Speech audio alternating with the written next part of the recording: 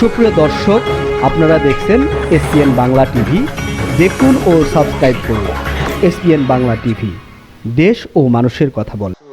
আবার আমরা সবাই সৌন্দর্যময় গড়ে তুলি, ক্লিন ঢাকা, গ্রিন ঢাকা, যেটা আমার মাননীয় প্রধানমন্ত্রী চান। আমরা একমাত্র, আমি যেটা বলি সবসময়, এখনও বলবো, কোনো অবস্থাতেই ক্লিন ঢাকা একমাত্র সিটি কর্পোরেশনের পক্ষে রাখা সম্ভব না যদি জনগণ, আপনারা যদি সহযোগিতা না করেন। এই জন্য আমি বলি এখানে 50-50 দায়িত্ব। সিটি কর্পোরেশনের দায়িত্ব 50%, জনগণের দায়িত্ব 50%। যদি সিটি কর্পোরেশন 50% দায়িত্ব পালন করে আর জনগণ যদি 50% দায়িত্ব পালন না করে, তাহলে 100% ঢাকা শহর পরিচ্ছন্ন থাকবে না, 100% ঢাকা সুন্দর হবে না। কাজেই সেটার জন্য আজকে যদি ট্রাফিক মুক্ত করতে চাই, সুন্দর একটি নগরী সাজাতে চাই, আমাদের সবার যে দায়িত্ব আছে সেই দায়িত্বটা পালন করতে হবে। পাশাপাশি যেহেতু আসছি, দাঁড়ানোর সুযোগও করে দিয়েছেন, কাজে আপনাদের সামনে বলেও যেতে চাই, এবং আগামীতে মেয়র নির্বাচনে একটা ভোটও আপনাদের কাছে চেয়ে যাই। আমি আশা করি যে আপনারা আগামী নির্বাচনে আমার জন্য অন্তত একটা ভোট দিবেন। আমি অন্তত এটা বলতে পারি যে আল্লাহ যদি আমাকে সুযোগ দেয়, আপনাদের সহযোগিতায় এই ঢাকা শহরকে 2 মাসে 6 মাসে তো পাল্টানো যাবে না, কিন্তু 2-3 বছর যদি সময় পাই, তাহলে অবশ্যই এই ঢাকা শহরকে ইনশাল্লাহ আমি পাল্টেই ছাড়বো, এটা অন্তত বলতে পারি আপনাদের সহযোগিতায় সবাইকে নিয়ে।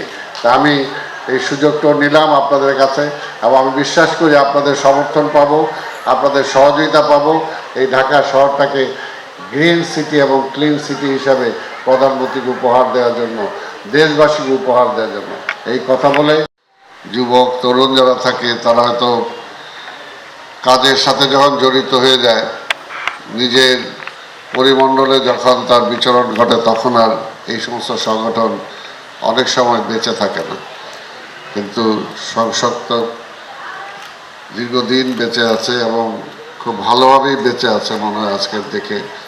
তো সেই কারণে আমি প্রথমেই করতালির মাধ্যমে সংসপ্তককে আমি ধন্যবাদ জানাই, এবং তারা যুগের পর যুগ বেঁচে থাক, শুধু 3 যুগ না, যুগের পর যুগ বেঁচে থাক, ও বাংলাদেশের যুব সমাজদেরকে নিয়ে, তরুণদেরকে নিয়ে, শিশু কিশোরদেরকে নিয়ে তারা কাজ করে যায়, কারণ এরাই হলো আমাদের দেশের ভবিষ্যৎ।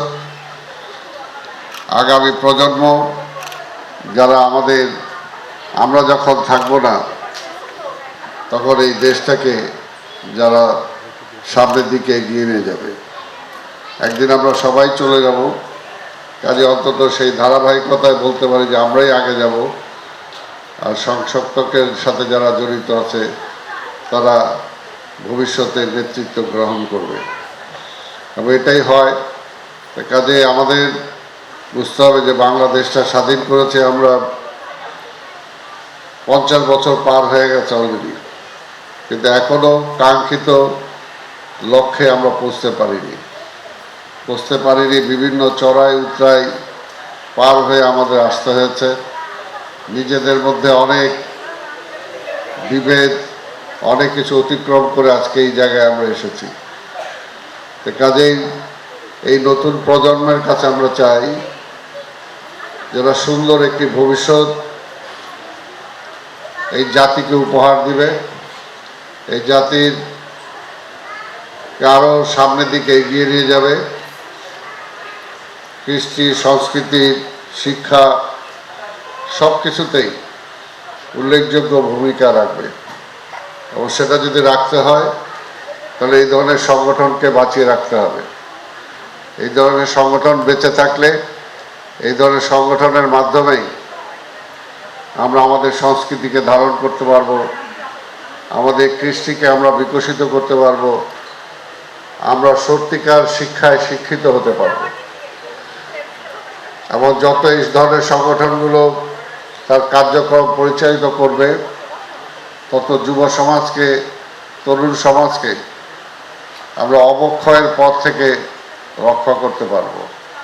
আজকে এটা কিন্তু সত্যি এবং বাস্তব যে আজকে যুব সমাজের মধ্যে একটা বিশাল অংশে আমরা অবক্ষয় দেখতে পাই, যে অবক্ষয়ের মধ্যে দিয়ে নেশাগ্রস্ত হয়ে যাচ্ছে এবং তার ভবিষ্যৎ নষ্ট হয়ে যাচ্ছে, তার নিজস্ব ভবিষ্যতের মধ্য দিয়ে কিন্তু রাষ্ট্রের ভবিষ্যৎ আজকে নষ্ট হয়ে যাচ্ছে। তো সেই কারণেই যত এই ধরনের সংগঠনগুলো তার কার্যক্রম পরিচালনা করতে পারবে, তত আমরা ভবিষ্যৎ প্রজন্মকে আমরা সামনের দিকে নিয়ে যেতে পারবো, তাদেরকে রক্ষা করতে পারবো। আজকে তরুণ যদি নষ্ট হয়ে যায়, তাদের জীবনী শক্তি যদি তারা অল্প সময় হারিয়ে ফেলে, তাহলে তারা যখন যৌবনে যাবে, তারা যখন প্রাপ্তবয়স্ক হবে, তখন তাদের দ্বারা এই রাষ্ট্র যতটুকু পাওয়ার ছিল ততটুকু কিন্তু পাবে না। তো সেই কারণেই এই তরুণ সমাজকে আমাদের গড়ে তুলতে হবে, তাদেরকে শিক্ষিত করতে হবে, তাদেরকে সংস্কৃতিবান করতে হবে। আজকে স্বাভাবিকভাবে বাংলাকে আমরা একসময় যেভাবে আঁকড়ে ধরেছিলাম, বাংলাকে প্রতিষ্ঠা করার জন্য আমরা সংগ্রাম করেছিলাম, আজকে যখনই আমরা এগিয়ে যাচ্ছি, কিন্তু বাংলা কি এগুচ্ছে কিনা, বাংলা ভাষা কি এগুচ্ছে কিনা, সেটাও কিন্তু পাশাপাশি আমাদেরকে চিন্তা করতে হবে। কারণ বাংলা আমার মায়ের ভাষা, আমরা সবাই বলি, কিন্তু এটাকে যদি ধারণ না করি, তাহলে স্বাভাবিকভাবেই দেখা যাবে এই বাংলা ভাষারও যেভাবে প্রতিষ্ঠিত হওয়া দরকার, সেটাকেও কিন্তু সেইভাবে আমরা প্রতিষ্ঠিত করতে পারবো না। আজকে বাংলা ভাষার যেভাবে এগিয়ে যাওয়া দরকার এবং সেই ভাষারও যে একটা মান থাকা দরকার, আমরা সংস্কৃতিতে সেই ভাষার মানটা কিন্তু অনেকটা হারিয়ে ফেলছি।